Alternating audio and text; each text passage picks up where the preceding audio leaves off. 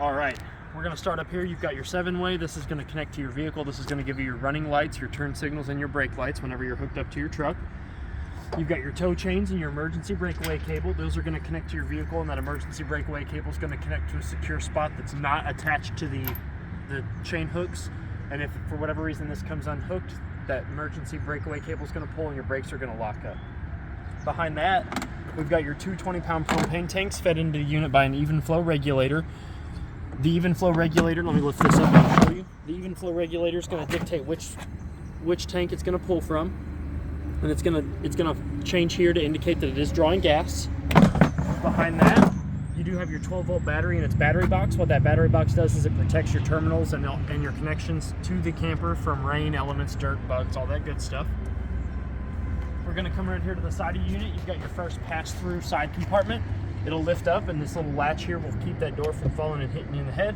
It does pass all the way through to the door side, so you don't have to worry about reaching in on one side or the other. You can get into it from both sides. You've got 1 out of 4 stabilizer jacks here on the side, on the front.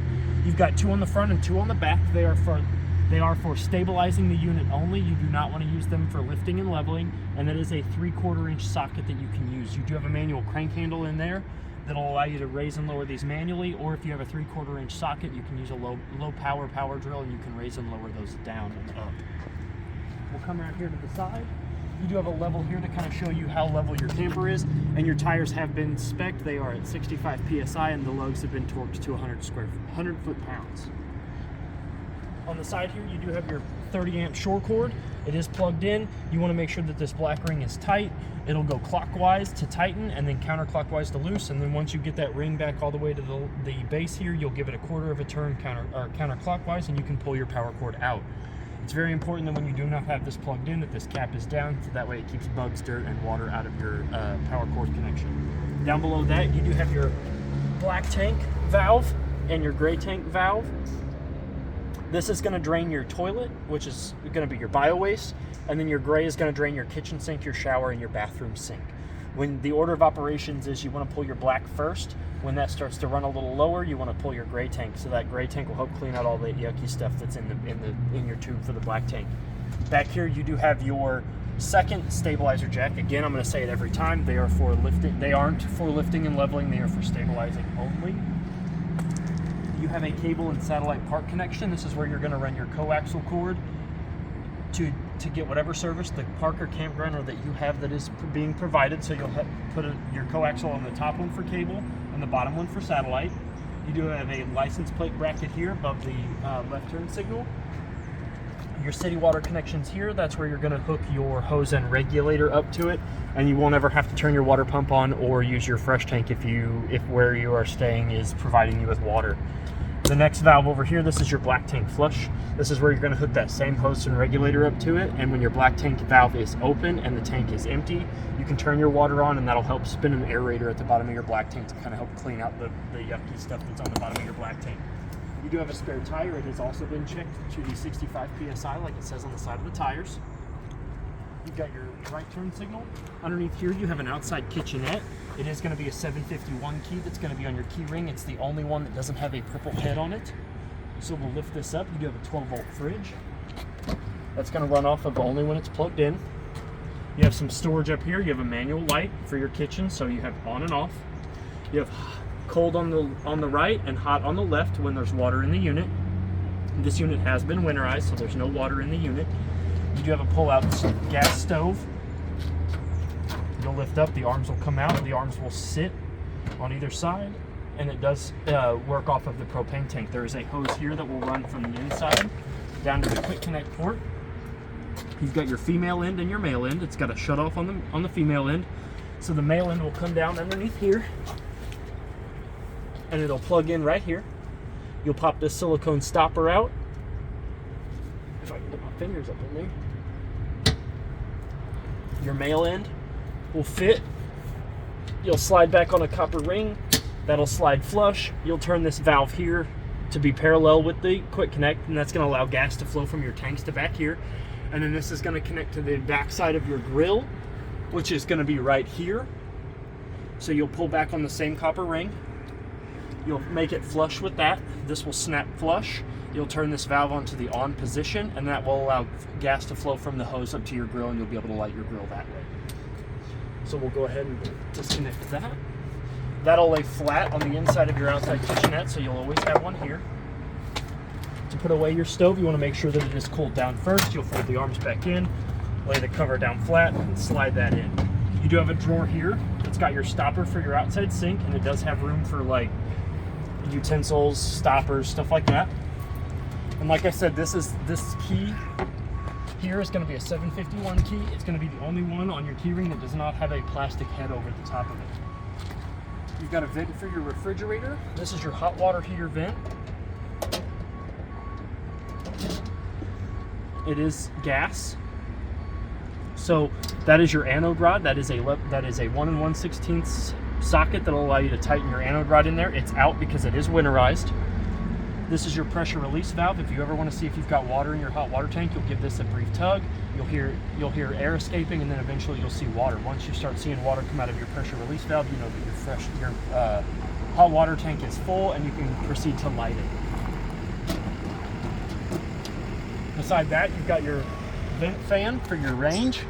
You push in on these two tabs here and lift out, and that's going to open up your range vent. You do want to make sure that this is open when you use your range vent. If you don't, you're just going to be circulating that hot, greasy, smoky air back through into your camper. But when you're ready to travel, you do want to make sure that this is pushed back down. These are only held on there by two little plastic tabs, and if a stiff breeze comes down while you're flying down the highway, it's going to rip that out, and then you're going to have a wide open hole straight into the back of your electronics on the top of your stove. You do have 110 outlets out here, so you can plug in any sort of outside electronics. It is on the GFCI circuit, so you don't have to worry about them getting wet and short-circuiting. You do have a vent. This is your furnace vent here. It does come with the mud dauber screens. Hot air comes out the bottom. See that? That's hot. And the cold air goes in the top. These mud dauber screens help keep the mud daubers from going in there and building nests and inviting all their friends and family. You do have your freshwater port here. That's where you're going to that's where you're going to set your hose and regulator, and you're going to fill your fresh tank. It's really important that you use a regulator on those, on not only your fresh tank, but your city water and your black tank flush, because you want to keep it between 40 and 45 pounds of pressure, or else you run the risk of popping your lines and your connection ports. Up here in the front, this is the other side compartment door. This goes all the way through to the off door side like I showed you at the beginning. These keys are also what's going to lock these is also that 751 key on your keychain. You do have a door stopper here, so when the door swings open, if you want to keep it open when it's nice outside, you'll slide the door all the way open, and the little T-shaped bone handle will sit in that divot there and keep the door open. So you'll put it in, drop it down, and then the door stays open. You do have entry steps. To fold them up to go into travel, you'll lift up on the bottom step, you'll lift up on the middle step, and those will all slide back in. To pull them back out to get into the unit, you'll pull out the bottom one, flip out the lower one, and now we can enter and exit the unit. Your handle has two functions. When the door is closed, you can fold it in like that. That is how you want to travel with it, or you can fold it all the way back around. It's your discretion. So now we're going to come up into the unit. The first thing we're going to do is we're going to open this door here. This is going to have all your owner's manuals, all your books, and your fire extinguisher there on the inside of this door. In that case, that way, in case of emergency, inside or outside of the unit, you have ease of access to your fire extinguisher. Up above our heads here, we're going to start on the kitchen and work our way around. You do have ample storage above the sink. You do have a light above the sink. It is manual, so if you want to do dishes in the dark, you can flip that on. You've got hot on the left and cold on the right. You've got a 2-basin sink. Each one has an independent stopper. It's got 2 modes. It's got just sitting in there to keep big things from going in there, and then you push down on it and it'll keep water from exiting out of the sink, so you can fill your sinks. You do have a high point glass spin top microwave, just like the one in your home. It's got all the same functions and features. Your vent for your range and the light for your range are right here. You've got fan and light. Your stove doesn't have a glass top, but it does have a burner rack, so in order to light them, you'll push in on the knobs. These 3 here are going to control your top burners, so you'll push in, go to high light, and then you'll flip this.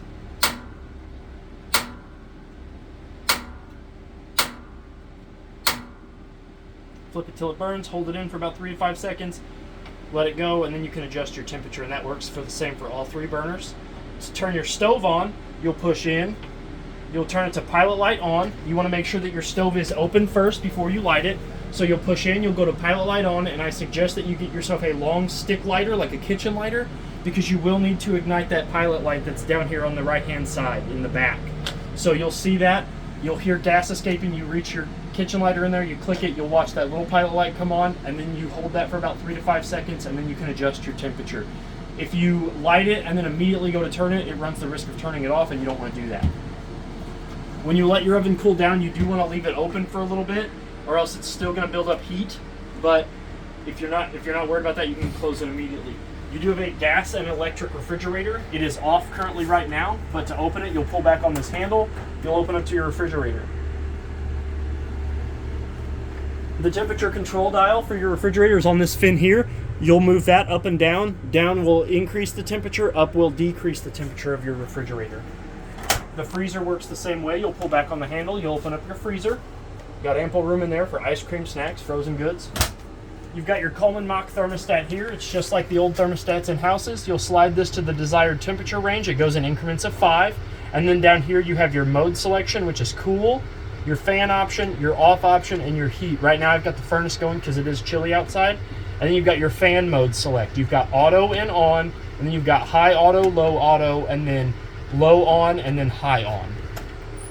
Down below us here, that white rectangle is your LP and carbon monoxide detector. That one solid green light means everything is good. I recommend testing that, your smoke detector, and checking your fire extinguisher about every 90 days. Or, better yet, do it every time you're going to use this thing. You always want to come in here and make sure that that doesn't pick up any loose gas from the stove, from any of the appliances that run on gas, or any carbon monoxide. Test it, it'll beep loudly for a little bit, and then it should go back to that one solid green light. We're going to come into the bathroom. Your bathroom has a large storage compartment here on the side with a light switch there on the wall that's going to illuminate that light and the one above the mirror in the sink. You do have a vent and vent fan in here in case things get bad, with a max air cover over that so you don't have to worry about opening this up in the rain. And that'll suck all the stink out of here. You close it by spinning it counterclockwise. You do have a medicine cabinet above the sink which opens up. It does have a travel lock here, so you can put this elastic band here over these hooks, and it'll keep it from opening up when it's traveling down the road. Now your bathroom lights are manual as well, and if they are in the off position, like they are now, this light switch will not control them. You do want to make sure that they are in the on position for them to work off of the light switch circuit. Your control panel for your tanks and your battery are right here. This is also going to control your water pump and your hot water heater. So you have your battery button here, which it's going to show full because we do have the unit plugged in, but once you unplug it from the shore cord, you'll be able to get an accurate reading from your battery on this. You've got your fresh tank, which is going to be reading empty. You've got your black tank, which is going to be your toilet. And you've got your gray tank, which is going to be the bathroom sink, the kitchen sink, and the shower. This next button down here, this first one on your left, is your water pump. You hit that, it's going to light up, and you're going to hear your water pump begin to prime. What that's doing is it's drawing water from your fresh tank to fill the lines in your unit. This next button over here is your water heater on LP gas. You're going to flip this over here. You're going to see this DSI fault light come on for about a minute. Then it's going to go off, and then if you've got somebody standing outside of your hot water compartment, they're going to hear a click. That's your pilot light attempting to light on your hot water heater. Once that lights, this DSI fault light's going to go off, and then if for whatever reason it doesn't light, it'll come back on after 30 seconds, and it will attempt to relight itself. This next red button here is going to be your hot water heater on electric. What that does is it's got a heating pad underneath your water tank that's going to heat that hot water up, and it's going to get it to the temperature. It does take a bit longer than on gas, so I like to recommend to people that if they want hot water quick, turn your gas hot water heater on, let it get good and hot, turn that off, flip your electric on. That'll keep your water in your hot water tank a little bit warmer, and it'll allow that electric element to heat up to get to the point where you're not running out of hot water that often. Your sink has hot on the left and cold on the right. They come inward, and then you do have a friction stopper that sits nicely in there, and it does keep water from draining it out of your sink. Your bath shower combo has 6 shelves on each wall, or 3 shelves on each wall for a total of 6. Same goes for the faucet. You've got hot on the left and cold on the right. And to turn it from a bath to a shower, while you have the water running, you will pull up on the tab, this one here on your faucet, and that will allow the water to go from the faucet all the way up to your shower head. You do have a shower button here that will allow the water to not come out of the head. So if you're going to swap users, you just push that in, water will come out, water will stop coming out here, then you can get out and the next person can get in without having to turn your hot water off. We're going to exit out of the bathroom. I'm going to turn the light off. We're going to come over here to this nice side closet here. This is where you can store your dry goods, your cereals, all that good stuff, pillows, blankets. It's got nice, deep, high cabinets. And then this brown box here below us is your fuse panel / your breaker box. You're going to have your breakers on the left, your fuses on the right. All of your breakers are labeled, and all of your fuses are labeled. The neat thing about these fuse panels is there's a red LED that will show you when one of these blows, so you'll know exactly which one is blown. It opens with the touch of a finger and closes with the touch of a finger. Over here on the booth seating, you do have 2 lights here and here. They will turn on with this black switch here. And the neat thing about this dinette booth is that these 2 metal poles come out from underneath the table. The table itself will rest on this wooden guardrail. It's around the side, and this becomes a secondary sleeping area. So that way, if you have more than 2 people here in the unit, you can turn this into a bed as well. You do have 2 storage compartments underneath. You've got them underneath each one of the booth seatings. You've got one here and then one over there. They just open up and then they will latch closed. You do have a fire escape window here. You'll open it up by turning these knobs here and pushing the screen and window out. We recommend that you do never go head first out of a fire exit for safety reasons. And then if you want to open it up as a regular window, you'll pull down on this black latch here and you'll slide that glass window open. The 2 side windows on the slide do not open, and the shades are hidden up underneath the valances, and they just pull down and they will set where you want them to go if the curtains don't get in the way. And then you can push them up to hide them underneath the valances. All 3 of the windows are the same. They all have the same style of shades. They're just hidden up underneath the valances. We're going to come over to the master bedroom now. Over here on this side of the master bedroom, you do have a 110 outlet as well as a coaxial outlet that's going to provide you with any sort of TV services that you're getting in the living room. You do have an already mounted TV mount here for the TV that's mounted in the living room. You can take that off the mount if you're going to hang out in here and want to watch a movie. You can bring that TV in here and set it right here, and it's got a nice level on it, so you know that the TV's level, and you just mount it to this and you can watch TV in here as well. The shade in this window is the same. You pull it down, you set it where you want it, lift it up. This is also your secondary fire escape window. If you need to hurry up and get out, you'll lift up on this black tab here, or this red tab out of the black saddle. If I can get it out. You'll push it out, and then you'll grab a hold of this and yank the screen out, and you'll be able to get out. Again, we recommend going feet first out of your fire escape windows. Both cabinets on either side of the master bed here are the same. They are mirrored. You've got a clothes hanging rack here, and you've got little hooks in the back so you can hang up other things. You've got 2 drawers that turn into one big overhead storage compartment. It is a reach through, so if you put something long like another blanket up here, either side of the bed will be able to get to it. You do have 110 outlets down below me, down here. Where are they at? Right here. So that way, if you have a phone charger, an alarm clock, or a CPAP machine, you do have access to plugging that in. The doors to the master bedrooms are latched with a travel lock with this piece of vinyl right here. So you'll undo them from the snaps, and then each side of the master bedroom door shuts and latches with a magnet latch built into the wall. When you are in travel position, though, you do want to make sure that these are locked, so that way when you're driving down the road, these doors aren't sliding in and out and doing damage to the frame, the track, or the door itself. You do have a light above the master bedroom, which is manual. It'll turn on. You have an AC louver, so you are getting cool air in here while you're sleeping. You have 2 manual lights above the head area of your bed, so that way if you want to read in bed, watch your phone, play on your phone, do all that kinds of stuff, you'll have light there. And then that turn knob crank at the top of the roof there, that is going to adjust your antenna, so that way if you're getting poor quality signal for your television in here, you can turn that, push it up, spin it, and then you can raise and lower your antenna to get a better reception. Your window on the other side of the master bedroom is a different style window. It's got 2 pinch tabs that you'll pinch in, and you can lift this window up. And then when you're ready to close it, you just drop them down, and those 2 pinch tabs will lock themselves back in, so you can't push that up. It does have another pull-down shade, along with that second mirrored cabinet. This one does not have the hooks in the back, it just has the rod that goes across the top of it. You are prepped for another 110 if you decide that you want to put one over here, but you do have another one down here on this side of the bed as well. You have a furnace vent there that's going to allow all the heat to come out of your furnace. And always remember, AC comes out of the roof, furnace heat usually comes out of the floor. Now we're going to get onto your entertainment center. So you've got a light here that's going to turn on all the interior lights in the unit in the living room. Now they are also all manual, but they do all need to be on the on position for them to work off of this switch. If we hit this button here, you do have a porch light that will turn on, which is right above the outlet and window over the kitchen area. And then this button here is going to turn on your awning lights. When you roll your awning all the way out, your tube itself has a string of LEDs that run across it. And I'll show you that. So this next button here is your awning. That's what we're going to talk about. So if we bring your awning out, the awning is one of the most expensive repairs on your unit. So if you're ever going to walk away from your unit and you're going to have your awning out, always make sure that you bring it back in when you're done using it.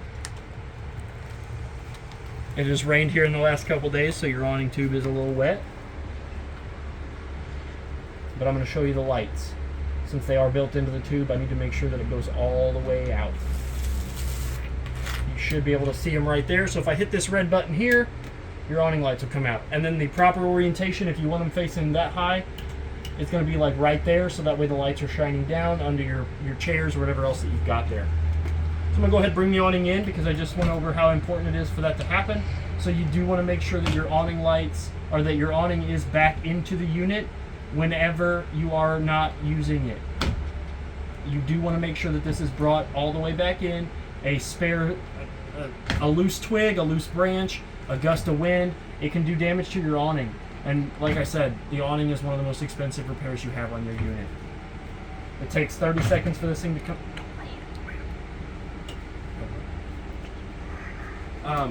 You've got your slide room button here, which is going to bring in that dinette booth seating in and out. You're going to hold it all the way in, and it's going to bring it all the way in. You're going to hear the motor engage, and then when it gets to a spot, you're going to hear it almost shudder. That means you need to let go of the button because your slide is all the way in. It's the teeth not having anywhere else to go. Same goes for all the way out. It's going to go all the way out. You're going to see the wooden baseboard meet the wall. When that wooden baseboard around your slide goes all the way out and stops like it is now, you want to let go of this button because the teeth have nowhere else to go outward. I think that pretty much covers everything in your unit except for the television and the stereo. So we're going to go over those two things next. You do have an Element TV. Unfortunately, it does not have a remote, but it's got all of its buttons here up underneath. So you've got power, source, menu, channel up, channel down, volume up, and volume down, all there on the bottom. All very easily to find buttons. And you have this rather large Jensen in-house stereo.